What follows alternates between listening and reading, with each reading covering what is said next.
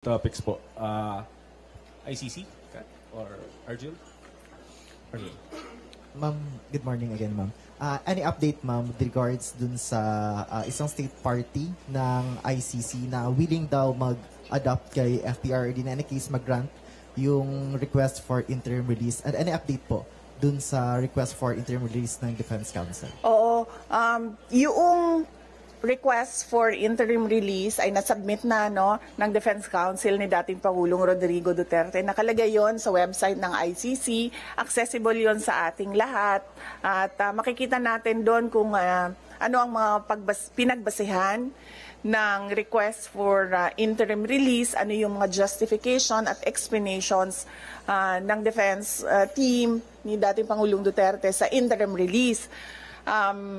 Merong mga redacted portions doon dahil naisip ng defense team na kailangan maging confidential yung ibang impormasyon doon. Pero yun ay available naman sa prosecutors, sa judges, and ang pagkakaalam ko, available din siya doon sa representatives ng mga biktima. Yun lang yung, kung ano yung nalalaman natin lahat sa publiko, yun lang din yung maibigay ko sa inyo na information.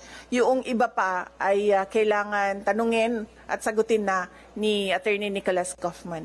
Ma'am, any update dun sa oath-taking ni FPRD? Or any case, ma'am, so ayan na po yun, ha? Ayan na po yung oath-taking na po yung pag-uusapan.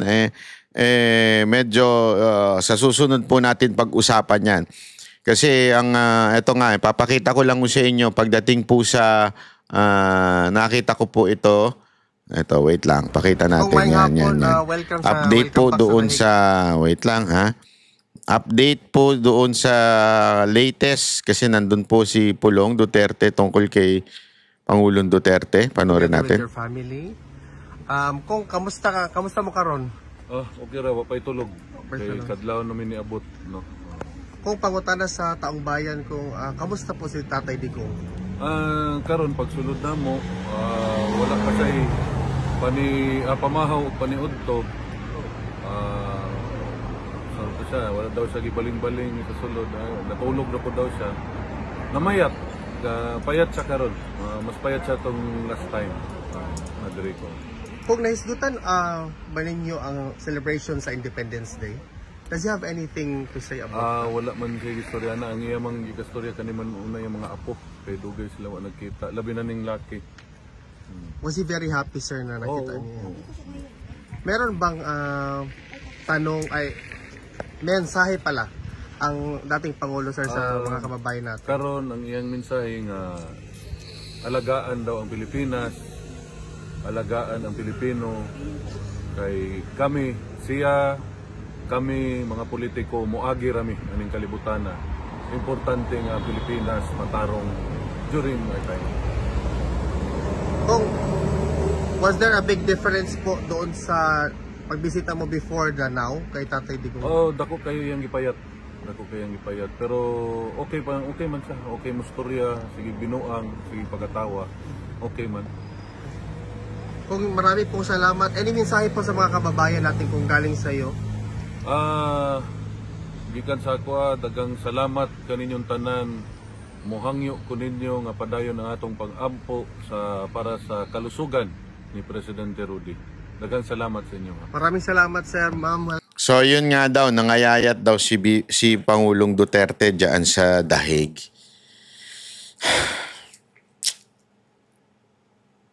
Alam nyo, ako may payo ko. Meron akong sinabi sa inyo noon. Ayoko lang ulit-ulitin kasi I cannot imagine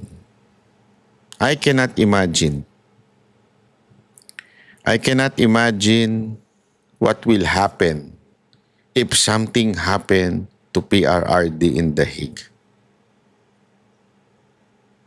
Maniwala kayo sa akin.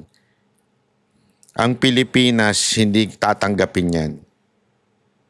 If something happened to PRRD in The Hague, you would really regret it. Mapapadali talaga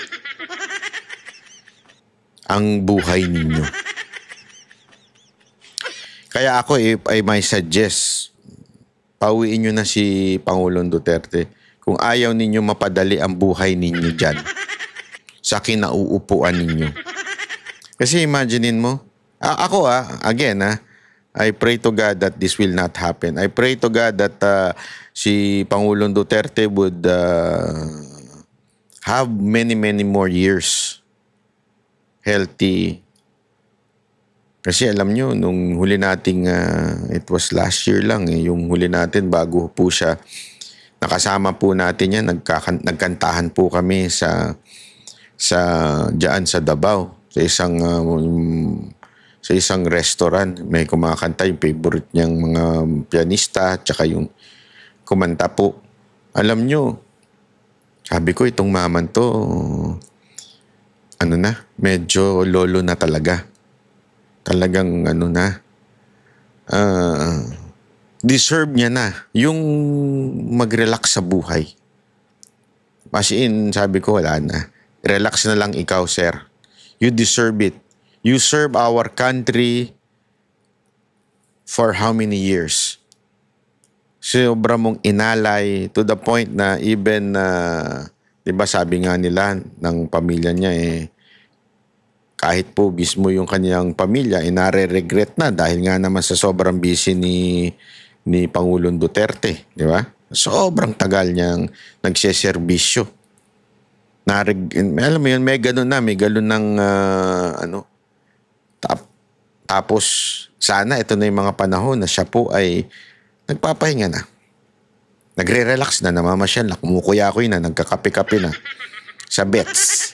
Di ba totoo naman Ito na yung retirement Tapos gaganituhin ng administrasyon ni Marcos. Kaya sabi ko sa inyo, this is a warning. Habang si Pangulong Duterte buhay pa, ibalik nyo na sa Pilipinas. Dahil pag may mangyari kay Pangulong Duterte, you would really regret it. I'm telling you.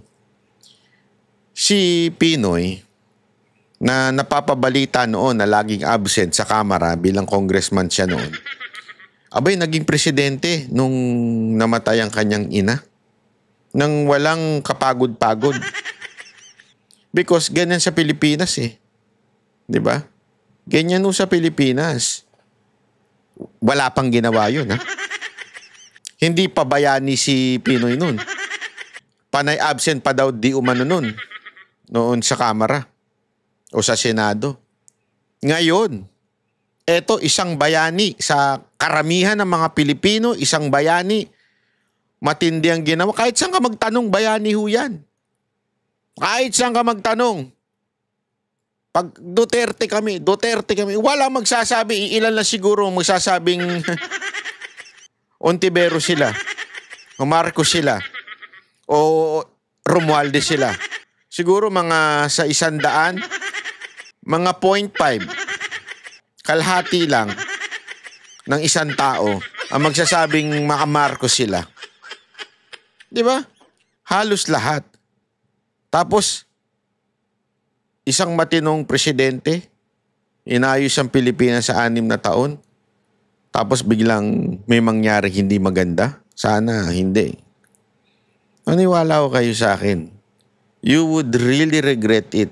Mapapadali ang ang buhay ninyo. Ito again, hindi ho ito warning ng rebellion. I'm not saying, again, for so many times, especially kayong mga regular kong subscriber, alam niyo yan, I don't advocate rebellion. Because again, paulit-ulit ko rin sinasabi to, kabisado nyo na to, Romans 13. Hindi ko ina-advocate po ang rebellion. Ever. Ayoko po. As a matter of fact, yan po ang ginawa ni Lucifer. Rebelde. Kaya hindi ko i-advocate yan. Never. Pero hindi natin mapipigilan ang bugso ng damdamin ng mga Pilipino kung iuwi ninyo nakakahon si Pangulong Duterte. Huwag nyo nang antayin. This is my warning to you. Listen to me if you want to live a peaceful life. Ito, hindi ito biro. Ako kasi, ayoko na revolution. It will not do good in our country. I'm telling you. Yan din si Pangulong Duterte. Yan din si BP Sara Duterte. Ayaw ng revolution yan. Pero kung sakasakaling may mangyaring masama kay Pangulong Duterte doon, naku po, hindi natin mapipigilan ng bugso ng taong bayan. Kaya nga kung may puso kayo at may utak kayo, wag na. Iuwi nyo na si Pangulong Duterte dahil 80 years old na po yan. Nalulungkot yan. Kahit ba, alam mo yon, sabihin mo makabayan niya si Pangulong Duterte, pero nalulungkot yan. Tao yan eh. Walang taong hindi nalulungkot. May pusong yan na iisipin yan. Ginawa ko lang naman yung para sa bayan, pero bakit ako nandito? And depression kills. Stress kills. Di ba? So, kaya nga ngayon pumapayat. Especially yung mga pagkain doon. Hindi naman ganun kasing sarap ng pagkain natin na kinalakihan natin. Diba? So talagang delicates. Maawa kayo dun sa tao. Uwi nyo na habang buhay pa. Yun lang po ang aking paalala sa pamahalaan na ito. Uy, Bongbong. Romualdez. Kung ayaw ninyong mabura ang pangalan ninyo sa kasaysayan at talagang magalit ang taong bayan sa inyo, talagang maitatala yan sa kasaysayan na kayo ang pinakademonyong mga namuno sa Pilipinas. Kung ayaw nyong gano'n na mangyari, iuwi nyo na si Pangulong Duterte ASAP. Kasi magagalit talaga ang taong bayan sa inyo. Sigurado ko, kayo niyan, mamarkahan kayo niyan, na itong dalawang ito ang dahilan kung bakit may nangyari kay Pangulong Duterte na isang bayani sa bawat Pilipino. Yun lang ang sa akin. This is a suggestion, na healthy suggestion. Hindi to threat ha. Again, this is not a threat. This is a suggestion, a wise suggestion to you. Hindi ito threat. Wala naman akong pwedeng i-threat sa inyo. And again, I will not advocate rebellion. How many times ko nasasabihin yan? Hindi ako sasama sa kahit anong form of rebellion. Marami nang nagtanong sa akin noon kung kami ba ay susuporta. Hindi kami susuporta sa kahit anong form of rebellion. Hindi kami rebeldeng banateros. We respect the power of God to change things. Hindi mo kailangan magrebelde. Yun ang sa amin.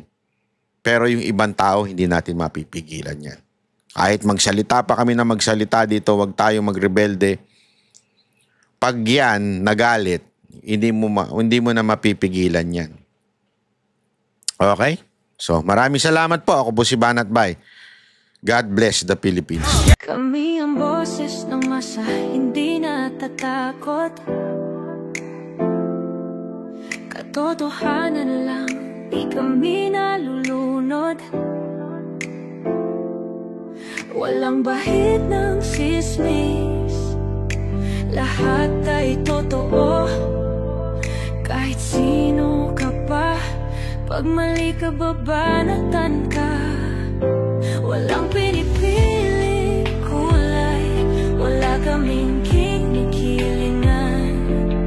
Basta para sa bayan, kami lalaban. Pag tama palapakan, pag mali banatan. Di matitinag, di matatakot, para sa bayan tuloy ang sigaw.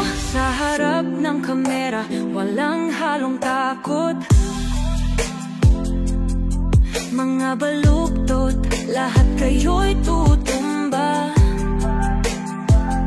Ang hustisya at totoo, yun lang ang mahalaga.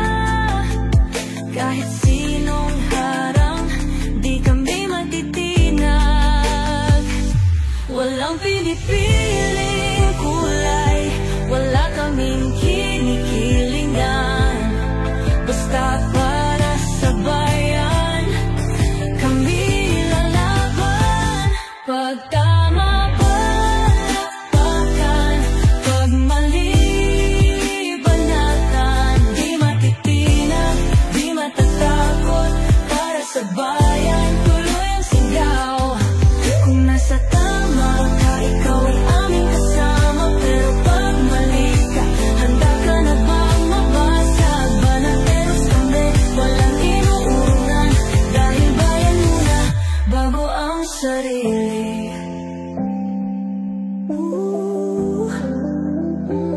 Bago ang sarili.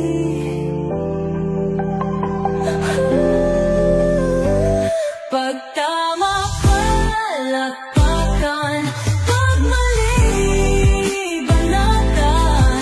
Banateros ang sigaw, katotohanan ang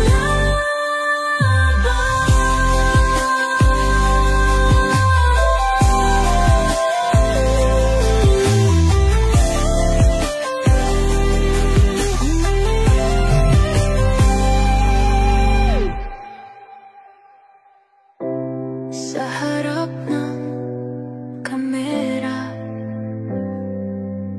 wala